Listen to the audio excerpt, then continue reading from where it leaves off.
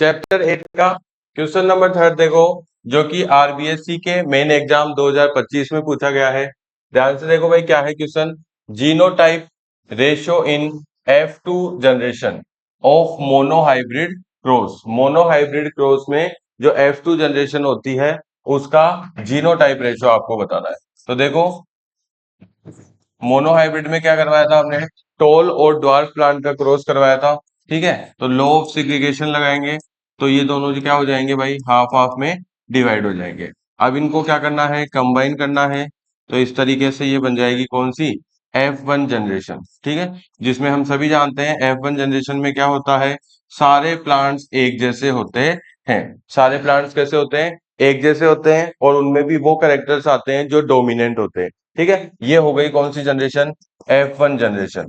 ठीक है, अब हम कराते हैं क्या, F2 जनरेशन। तो F2 जनरेशन के लिए देखो क्या होगा, जो फर्स्ट जनरेशन में प्लांट्स बने हैं उनको आप क्या करवाओगे, क्रॉस करवाएंगे। ठीक है, तो लॉ ऑफ इन दो में, सॉरी, लॉ ऑफ सेग्रीगेशन लगा दोगे आप, दोनों हाफ हाफ में डिवाइड, टी और स्मॉल टी। अब वही लॉ ऑफ इंडिपेंडेंट अशॉर्टमेंट, सभी को क्या कराओ, क्रॉस करवाओ। तो आप देखोगे क्वेश्चंस किस तरह से, देखो, हाँ, ये वाला जो है इसके साथ और कंबाइन हो जाएगा, तो कैपिटल टी और स्मॉल टी, ये इसके साथ, तो कैपिटल टी और स्मॉल टी, ये इसके साथ, तो स्मॉल टी और स्मॉल टी। अब देखो, इसमें दो तरीके से रेशो पूछा जाता है। ये हो गई हमारी कौन सी जनरेशन, F2 जनरेशन हो गई है। ठीक है, अब इसमें दो तरीके से रेशो पूछा जाता है, एक तो फिनोटाइपिक रेशो पूछता है और जीनोटाइप रेशो पूछता है।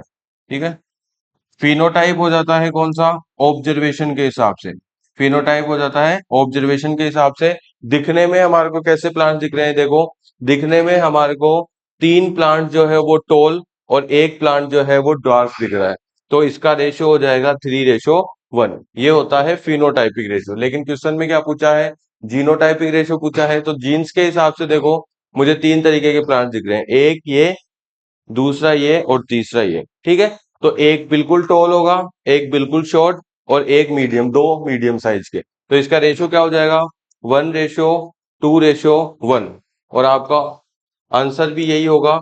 तो क्वेश्चन देख लो, ऑप्शन कौन सा सही है हमारा, ऑप्शन नंबर ए जो है वो राइट आंसर है। तो ये क्या हो जाएगा, इसका सही आंसर हो जाएगा।